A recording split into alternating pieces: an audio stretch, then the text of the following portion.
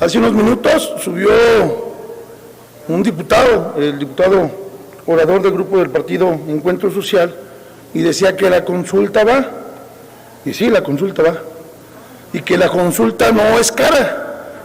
Y aludo al diputado, no lo veo, pero lo aludo porque sería importante que en esta tribuna se dijera cuánto nos va a costar a las mexicanas y a los mexicanos esta consulta.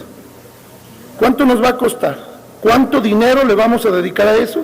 Dinero que pudiéramos estar destinando a la atención de otras necesidades urgentes en este país, como son las cuestiones médicas, los tratamientos a las niñas y niños con cáncer, a las personas con cáncer y muchas otras necesidades que tenemos.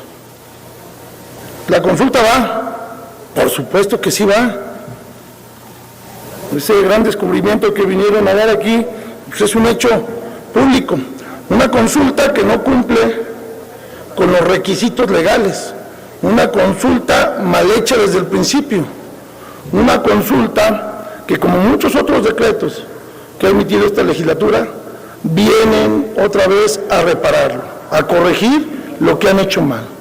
Y pareciera que esa ya es una costumbre de esta legislatura y los caprichos legislativos de la mayoría. Y sí, por eso les decía Porfirio, qué manera de legislar. Una tras otra, tras otra, tras otra. Error tras error. Pifias legislativas basadas en el capricho de la mayoría. Pues sí, la consulta va, y la consulta nos va a costar mucho a las mexicanas y los mexicanos.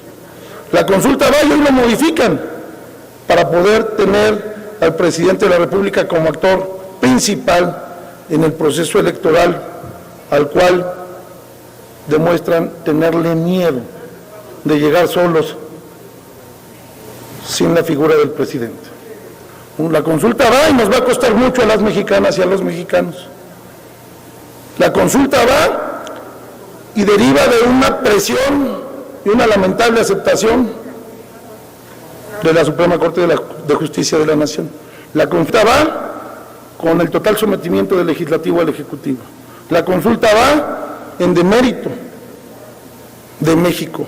La consulta va a preguntar lo que no se entiende. Actores políticos, esa consulta aplica a todos los actores políticos. Y los actores políticos en este país y en todos los países del mundo no solo son los funcionarios públicos, no solo son los presidentes, expresidentes, es el presidente en funciones, él es un actor político. Su hermano Pío es un actor político. Felipe Calderón, Carlos Salinas, Rillo, Peña, todos son actores políticos. Ustedes son actores políticos. Yo soy un actor político.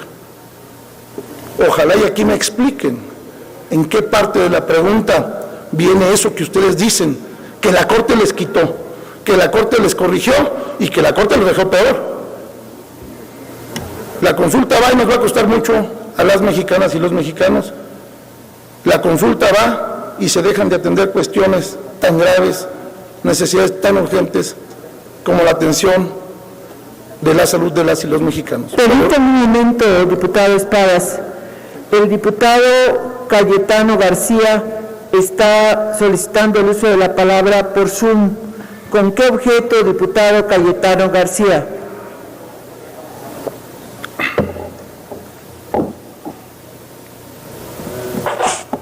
Gracias, diputada presidenta.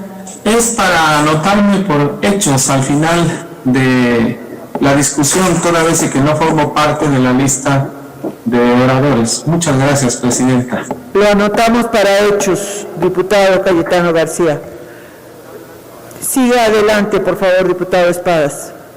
La consulta, gracias, presidenta. La consulta va, y sería muy importante escuchar a la mayoría, de verdad, cuánto nos va a costar. La consulta va y sería muy importante que nos expliquen qué dice la pregunta.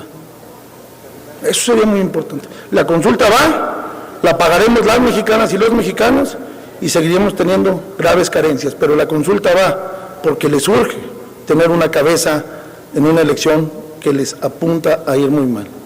La consulta va como una necesidad de supervivencia de Morena. Y la consulta va a costa de las y los mexicanos. Es cuanto, Presidenta.